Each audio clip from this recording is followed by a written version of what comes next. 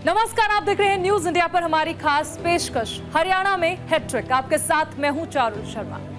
एक दौर था जब राजनीतिक पंडित सियासत की हवा में आंकड़ों की महक सूंघ लिया करते थे। चुनाव से पहले पूर्व अनुमान में रिजल्ट को बखूबी बता दिया करते थे। लेकिन ये आज के दौर की नई सियासत है। यहाँ स्याही का रंग तभी पता चलता है जब डब्बे खुलते हैं। हरियाणा के चुनाव में तमाम पॉलिटिकल पंडितों के पूर्व अनुमान को गलत साबित कर दिया।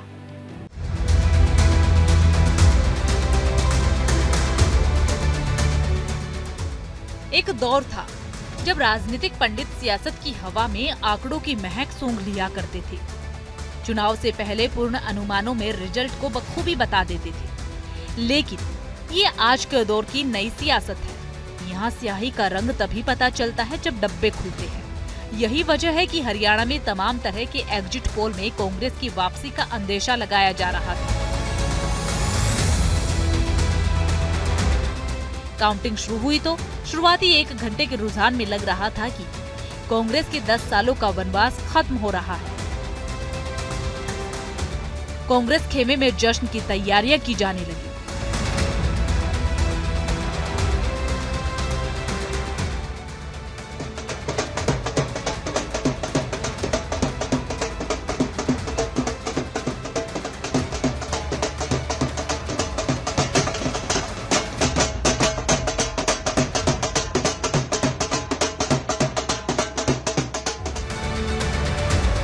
लेकिन जैसे जैसे दिन चढ़ता गया, मोमेंटम कांग्रेस की ओर से बीजेपी की ओर शिफ्ट होता गया। जश्न का जो माहौल कांग्रेस खेमे में था, वो भी बीजेपी की ओर शिफ्ट हो गया। और जब चुनाव नतीजे आए तो सभी हैरान हो गए। हरियाणा में बीजेपी ने इतिहास रचते हुए लगातार तीसरी बार सत्ता में वापसी कर ली।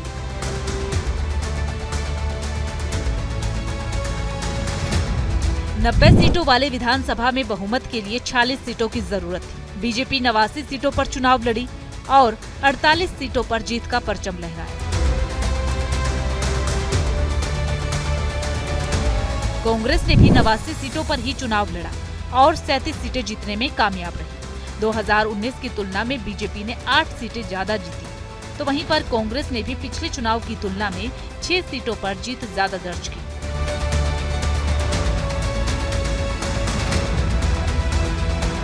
दो सीटों पर आईएनएलडी ने जीत दर्ज की, तो वहीं पर 3 सीटों पर निर्दलीय उम्मीदवारों ने अपना परचम लहराया।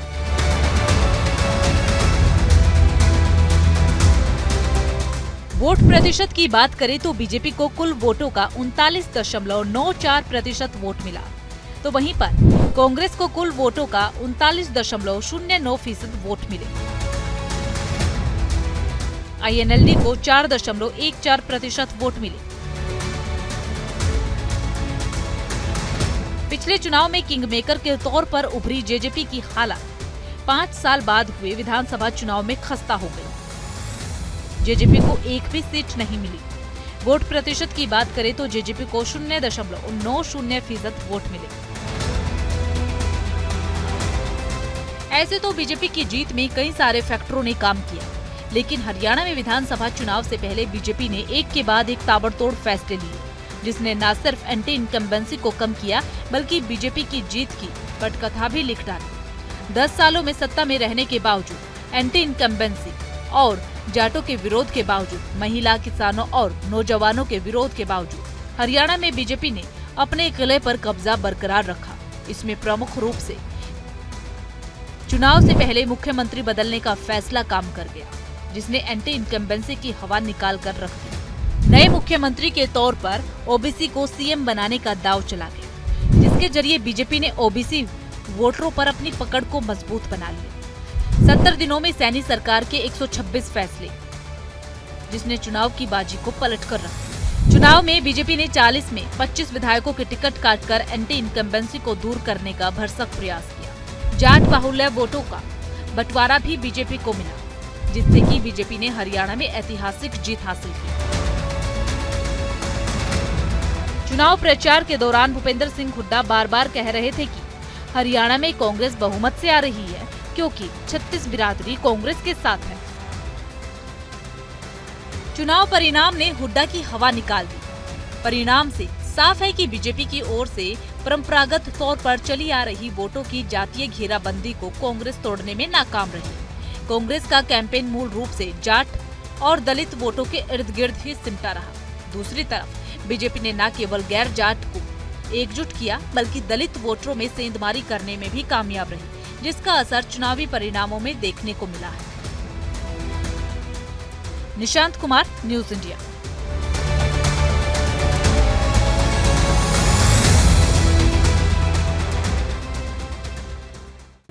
हरियाणा के चुनाव ने एक बार फिर से ये साबित कर दिया है कि चुनावी रणनीति में बीजेपी का कोई तोड़ नहीं है। हरियाणा के चुनावी नतीजों ने यह बता दिया है कि चुनावी कौशल में बीजेपी का कोई तोड़ नहीं है। तभी तो चुनाव से ऐन पहले बीजेपी ने सीएम बदलकर ओबीसी चेहरे पर जो दांव खेला, कांग्रेस उसके आगे चारों खाने चित नजर आई।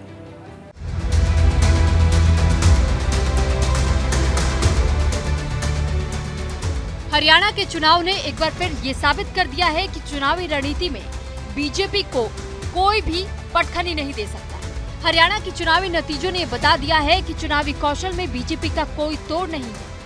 जीत का सेहरा बंधेगा, लेकिन जीत के पीछे सक्रिय भूमिका है आरएसएस की और अमित शाह की।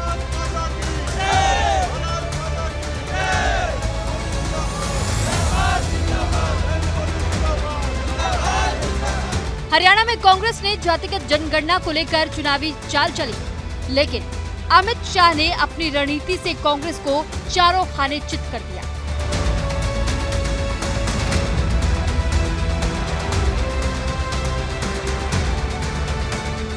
बीजेपी के चाणक्य माने जाने वाले अमित शाह हरियाणा चुनाव में रिवर्स पोलराइजेशन कराने में कामयाब रहे। हरियाणा में गुजरात जैसी सफलता दिलाने में कामयाबी हासिल की।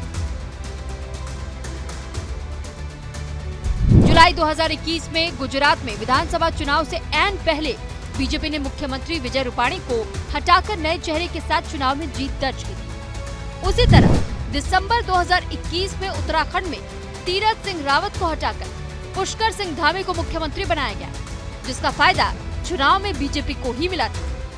बीजेपी ने लगातार दूसरी बार उत्तराखंड में सरकार बनाई। उसी तरह मई 2022 में त्रिपुरा चुनाव से ऐन पहले विप्लव देव की जगह माणिक शाह को सीएम बना दिया गया। और अब हरियाणा में लोकसभा चुनाव से ऐन पहले मार्च 2024 में हरियाणा में मनोहर लाल की जगह नायब सिंह सैनी को सीएम बनाने का फैसला आखिर बीजेपी के लिए मास्टर स्ट्रोक साबित हुआ।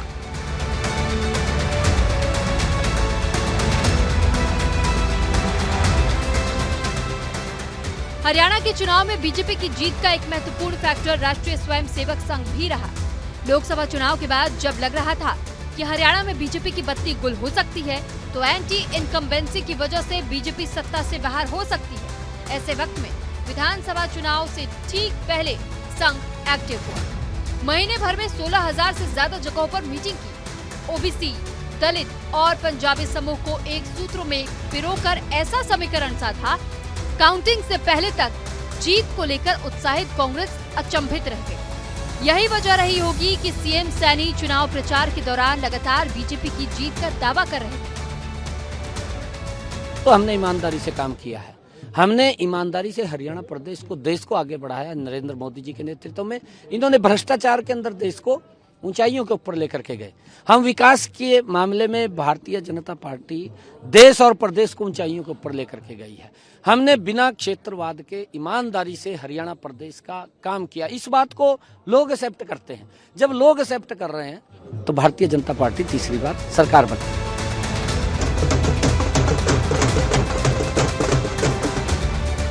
ऐसे तो बीजेपी राज्यों के चुनाव भी नरेंद्र मोदी के चेहरे पर लड़ती है, लेकिन सबसे बड़ी बात ये कि बीजेपी के संगठन में कई ऐसे चेहरे हैं जो पर्दे के पीछे से काम करते हैं। हरियाणा चुनाव के बाद धर्मेंद्र प्रधान की कुशल रणनीति, विप्लव देव के संगठन का अनुभव और जाट नेता सतीश पुनिया का जाट क्षेत्र में काम, जो बीजेपी के लिए काफी समय से एंटी इनकम्बेंसी को कम करने का काम कर रहे थे।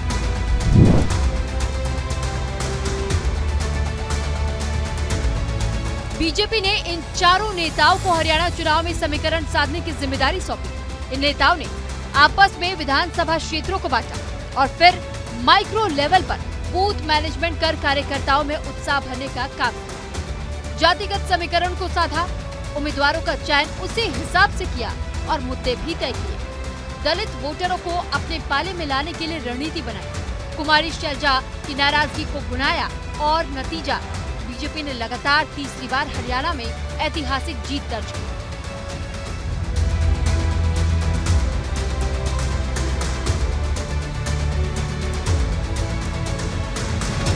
नायब सिंह सैनी ओबीसी का चेहरा है। सैनी के तौर पर बीजेपी में नई लीडरशिप का उदय हुआ है। कम समय में की गई उनकी कोशिशों से हरियाणा में बीजेपी को लगातार तीसरी बार सरकार बनाने का मौका मिला है। ऐसे में कई चीजें उनके पक्ष में जा रही हैं। लोकसभा चुनाव से पहले बीजेपी सीएम के तौर पर ओबीसी चेहरे को लेकर आई, इसका कहीं न कहीं असर हुआ है। देखा जाए तो ओबीसी और दलित जो लोकसभा चुनाव में कांग्रेस की तरफ झुका हुआ था, इस विधानसभा चुनाव में ये वोट वापस बीजेपी की तरफ झुक गया, जिसने बीजेपी को लगातार तीसरी बार हरियाणा में सत्ता के केंद्र में स्थापित कर दिया। निशांत कुमार की रिपोर्ट, न्यूज़ इंडिया।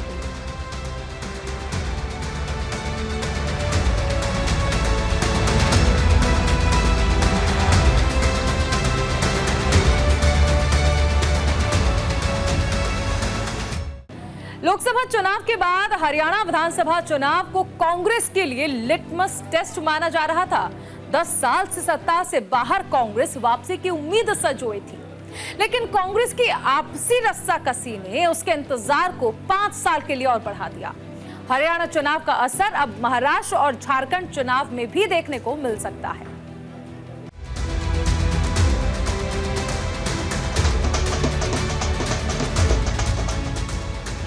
कांग्रेस को लोकसभा चुनाव में जिस राज्य में सबसे ज्यादा संजीवनी मिली थी, वो हरियाणा और महाराष्ट्र था।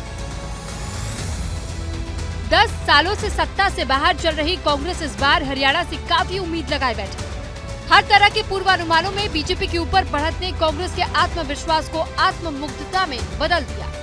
जैसे वोटों की गिनती शुरू हुई, कांग्रेस खेमे में खुशियां दिखाई पड़ रही, लेकिन जैसे जैसे दिन चढ़ता गया, कांग्रेस की ओर से की गई जीत की तैयारी फीकी पड़ी।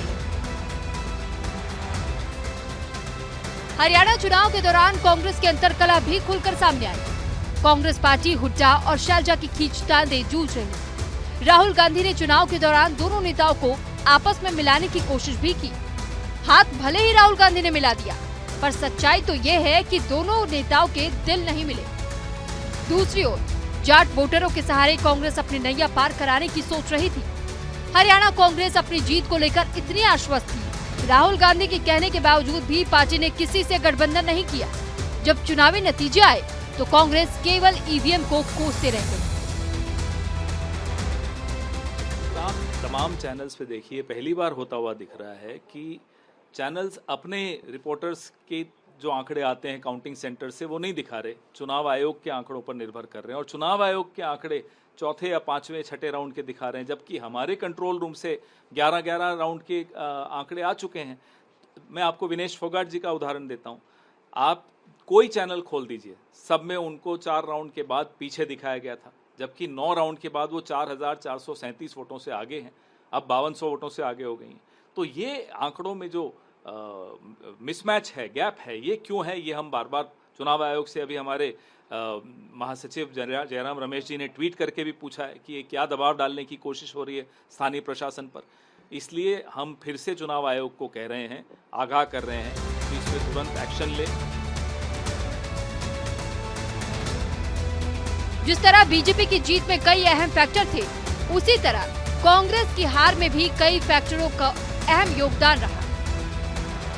हरियाणा में कैसे हारी कांग्रेस? स्थानीय नेताओं की रस्साकसी, पुराने नेताओं पर भरोसा, कांग्रेस के अंदर की आरएसएस, फर्जी सर्वे एजेंसियां, जमीन से कटे रणनीतिकार। हरियाणा चुनाव में कांग्रेस में शुरू से ही भूपेंद्र सिंह हुड्डा की चली। उन्होंने अपने मन के मुताबिक टिकट बांटे। हाईकमान से फ्री हैंड मिलने के बाद न सिर्फ अपने समर्थकों को टिकट बांटे, बल्कि सैलजा समर्थकों को पूरी तरह साइडलाइन कर दिया, जिससे कुमारी सैलजा ने चुनाव के दौरान प्रचार से किनारा कर दिया। नतीजा ये हुआ कि सैलजा की नाराजगी के बाद दलित वोटर छिटक कर बीजेपी के पाले में चले गए। हुड्डा और सैलजा के बीच की अदावत का अंदाजा इस बात से भी लगाया जा सकता है कि चुनाव नतीजे के बीच से ही सैलजा ने कांग्रेस के प्रदर्शन को लेकर इशारों ही इशारों में हुड्डा पर निशाना साधा। निराशाजनक है नतीजे, पूरी उम्मीद थी, लेकिन अब हमको इन सब बातों को देखते हुए नए सिरे से आगे सोचना होगा, क्योंकि जो ये अभी चल रहा है बिजनेस एज यूजुअल ऐसा तो नहीं चलेगा। कहाँ हमारी कमियां रही हैं, क्या कमियां रही हैं, इसके बारे में देखना होगा। कौन जिम्मेवार रहे, पार्टी को किस तरह से स्टेट में सींचा नहीं गया, तालमेल नहीं रखा गया, जो कौन लोग हैं जो जिम्मेवार थे सबको साथ लेकर चलने के और पार्टी को एक दिखाने के और सबको बैलेंस आउट करने के, वो भी बातें हैं।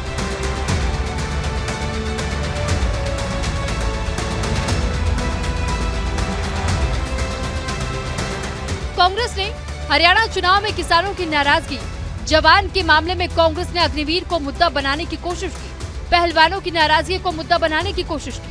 आंकड़े बताते हैं कि कांग्रेस इस मुद्दे को महज मंचों तक ही सीमित रख पाई, लोगों के बीच इन मुद्दों को ले जाने में असफल रही।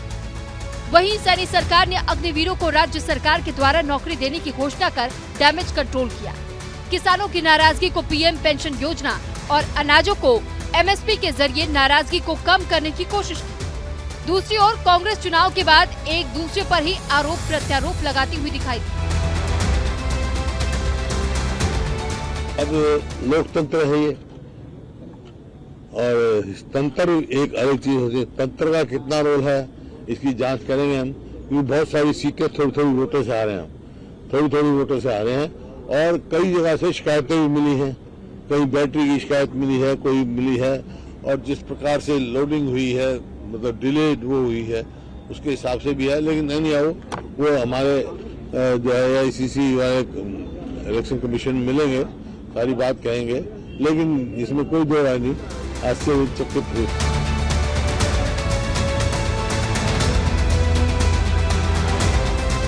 हरियाणा में कांग्रेस ने जिस तरह से टिकट बांटी है उसको लेकर भी सवाल खड़े हो रहे हैं। कहा जा रहा है कि कांग्रेस ने टिकट बंटवारे को लेकर जो रणनीति बनाई थी उससे अंदरूनी तौर पर काफी विरोध था। पार्टी के कार्यकर्ता इससे नाराज थे। इसका असर नतीजों पर देखने को मिला। ओवर कॉन्फिडेंस, गठबंधन नहीं करना, टिकट बंटवारा, अंदरूनी कला, बागी उम्मीदवार, हुड्डा की छवि का ज्यादा इस्तेमाल।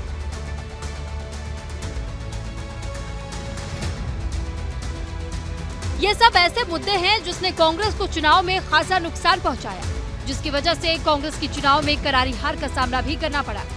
कांग्रेस के लिहाज से हरियाणा के चुनाव काफी अहम थे। जिस तरह राहुल गांधी ने संविधान और जाति जनगणना को मुद्दा बनाकर बीजेपी पर दबाव बनाया था, हरियाणा चुनाव ने कहीं न कहीं बीजेपी को राहत दी है, कांग्रेस को नए सिरे से सोचने पर मजबूर कर दिया।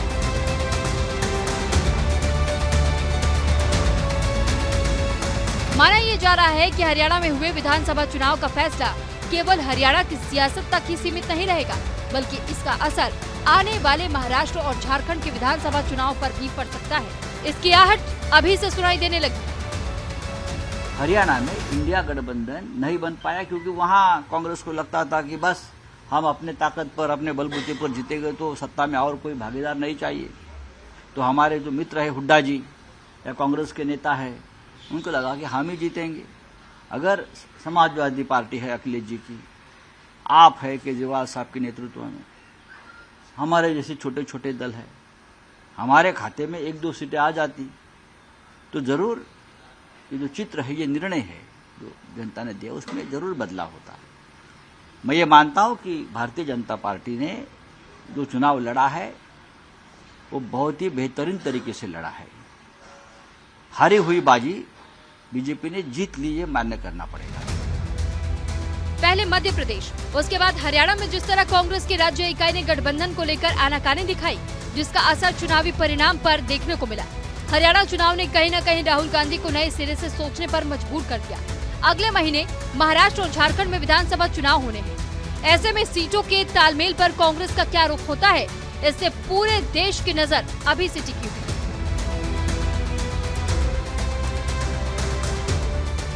निशांत कुमार की रिपोर्ट, न्यूज़ इंडिया। फिलहाल आज के इस खास पेशकश में इतना ही। मुझे और मेरी टीम को दीजिए इजाजत। नमस्कार।